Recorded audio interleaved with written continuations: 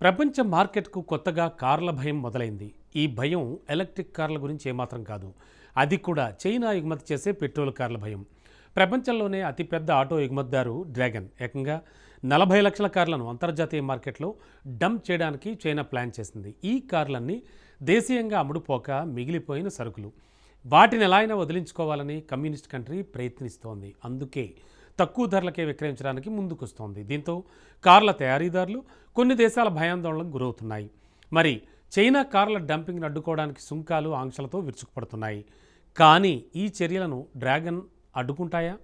China కార్ల డంపింగ్కు కారణం ఏంటి అసలు? చైనా కార్ల కట్టడికి భారత్ ఎలాంటి చర్యలు తీసుకుంటోంది? Let's watch.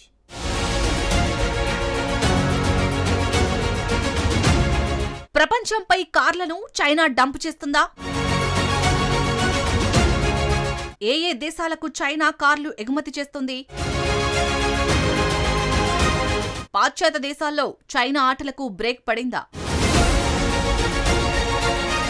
ఇటీవలి కాలంలో చైనా ఎలక్ట్రిక్ వాహనాలను ప్రపంచాన్ని ఆందోళనకు గురిచేశాయి. టెస్లా కార్లతో పోలిస్తే చాలా తక్కువ ధరకే చైనా ఎలక్ట్రిక్ కార్లు లభిస్తాయి. పలు దేశాల్లో కొన్ని పరిమితంగా ఎలక్ట్రిక్ కార్లను తయారు చేస్తున్నాయి. ఆయా కంపెనీలను చైనా ఎలక్ట్రిక్ కార్లను టెన్షన్ పెట్టాయి. చాలా దేశాలు చైనా కార్లపై సుంకాలు విధించాయి. ఆంక్షలతో అడ్డుకునే ప్రయత్నం చేశాయి. దీంతో చైనా ఎలక్ట్రిక్ కార్ల టెన్షన్ నుంచి చాలా గ్లోబల్ కార్ మేకర్లకు, దేశాలకు కాస్త ఊరట లభించింది. అంతలోనే ప్రపంచంపై మళ్లీ చైనా మరో కార్ల బాంబుతో దాడి చేసింది. ఇప్పుడు అంతర్జాతీయంగా పలు దేశాలను చైనా నిర్ణయం వణికిస్తుంది.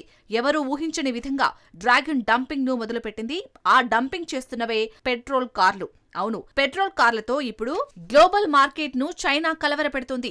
దేశీయంగా చైనాలో ఎలక్ట్రిక్ కార్ల హవా మొదలైంది. దీంతో రికార్డు స్థాయిలో పెట్రోల్ నడిచే కార్లను చైనా ఎగుమతి చేస్తుంది. ఈ ఎగుమతులు ఇప్పుడు గ్లోబల్ కార్ మార్కెట్ ను పూర్తిగా మార్చేస్తున్నాయి. అమెరికా, యూరోప్ మార్కెట్లో డ్రాగన్ ఆటలు సాగడం లేదు. అక్కడ తప్ప మిగిలిన ప్రపంచమంతా చైనా ఇప్పుడు పెట్రోల్ కార్లను ఎగుమతి చేస్తుంది. ఒకసారి చైనా కార్ల ఎగుమతుల గణాంకాలు చూడండి. ప్రస్తుతం ప్రపంచంలోనే అతిపెద్ద కార్ల ఎగుమతిదారు చైనానే. ఈ ఏడాది ఏకంగా 65 లక్షల కార్లను ఎగుమతి చేయాలని బీజింగ్ లక్ష్యంగా పెట్టుకుంది. అందులో ఎలక్ట్రిక్ కార్లు కూడా ఉన్నాయి.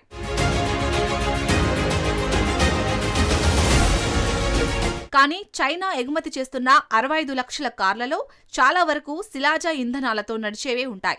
ఈ ఏడాది ప్రపంచంపై ఏకంగా 43 లక్షల కార్లను డ్రాగన్ డంప్ చేసింది. మొత్తం చైనా ఎగుమతి చేసిన కార్లలో పెట్రోల్ కార్లే 3/2 వంతులు ఉన్నాయి. అసలు ఎందుకు అన్ని పెట్రోల్ కార్లను చైనా విక్రయిస్తుంది? ఈ కార్ల ఎగుమతికి వెనక ఉన్నది టెస్లానో, BYDనో లేదు. భారీగా కార్ల ఎగుమతికి చైనా ప్రభుత్వ సంస్థలే కారణం. ప్రధానంగా SAIC, డాంగ్ఫెంగ్, BAIC, చాంగాన్, చెర్రీ వంటి ప్రభుత్వ సంస్థలు పెద్ద ఎత్తున పెట్రోల్ కార్లను తయారు చేశాయి. ఒకప్పుడు ఈ సంస్థలు చైనాలోనే దిగ్గజ కంపెనీలు. GM, నిస్సాన్, హోండా వంటి అంతర్జాతీయ కార్ మేకర్లతో చాలా వరకు జాయింట్ వెంచర్లను ఏర్పాటు చేసుకున్నాయి. ఈ కంపెనీలు ఇప్పుడు పెద్ద ఎత్తున కార్లను ఎగుమతి చేస్తున్నాయి. ప్రస్తుతం ప్రభుత్వ రంగ సంస్థ చెర్రీ పెద్ద ఎత్తున కార్లను ఎగుమతి చేస్తుంది. 2024లో అంతర్జాతీయంగా ఏకంగా 24 లక్షల కార్లను ఆ సంస్థ విక్రయించింది. వీటిలో చాలా వరకు పెట్రోల్ కార్లే ఉన్నాయి. చైనాలోని ప్రైవేట్ కార్ల దిగ్గజ సంస్థలు జీలీ, గ్రేట్ వాల్ సైతం ఎగుమతులను పెంచాయి. చాలా వరకు చైనీస్ కంపెనీలు ఎక్కువగా పెట్రోల్ కార్లనే విదేశాలకు పంపుతున్నాయి. కేవలం BYD, టెస్లా మాత్రమే పూర్తిగా ఎలక్ట్రిక్ కార్లను ఎగుమతి చేస్తున్నాయి. అయితే శిలాజ ఇంధన కార్లను ఇప్పుడే ఎందుకు చైనా ఎగుమతి చేస్తోంది?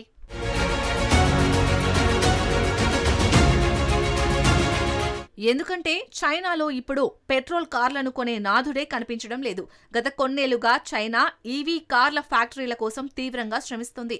ఈవీలను డ్రాగన్ ప్రభుత్వం పెద్ద ఎత్తున ప్రోత్సహిస్తోంది. భారీగా ప్రోత్సాహకాలను ఇచ్చింది. దీంతో పెట్రోల్ కార్ల కంటే ఎలక్ట్రిక్ కార్లు చీప్ గా లభిస్తున్నాయి. ఒక రకంగా చెప్పాలంటే చైనాలో ఇప్పుడు ఎలక్ట్రిక్ వాహనాల హవా మొదలైంది.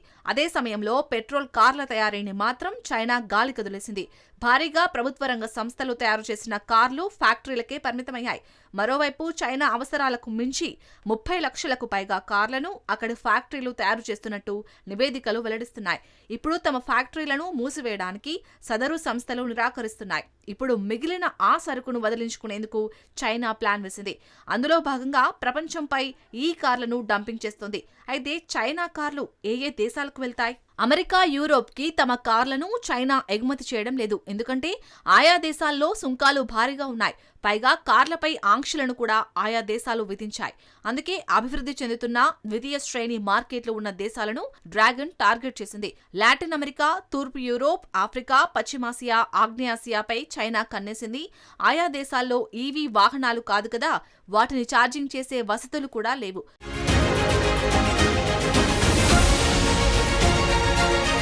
అందుకే ఆయా దేశాల్లో పెట్రోల్ కార్లకు మంచి డిమాండ్ ఉంది. దీంతో ఆయా ప్రాంతాల్లో చైనీస్ కార్లను ప్రజలు ఇష్టపడుతున్నారు. పోలాండ్నే తీసుకోండి, చైనా కార్లకు ఆ దేశంలో ఫుల్ క్రేజ్ ఉంది. చిలీ మార్కెట్లో 3వ వంతు చైనా కార్లే ఉంటాయి. సౌత్ ఆఫ్రికాలో 16% చైనా కార్లే కనిపిస్తాయి. అయితే ఆయా దేశాల్లో చైనా కార్లు పోటీని ఎలా తట్టుకుంటున్నాయి?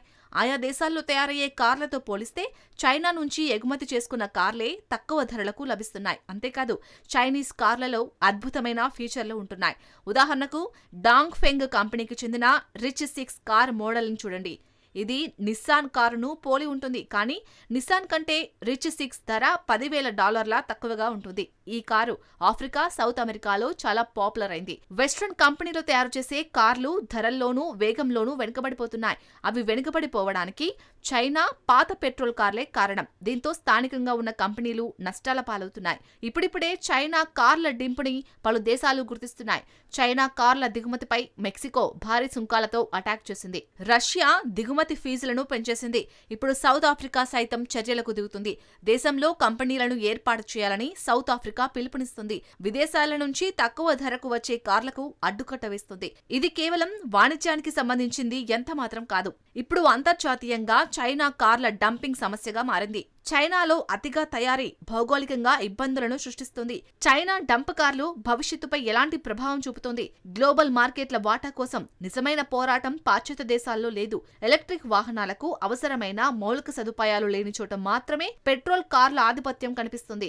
ప్రధానంగా అభివృద్ధి చెందుతున్న దేశాల్లో మాత్రమే చైనా పెట్రోల్ కార్లు రేసు కనిపిస్తుంది.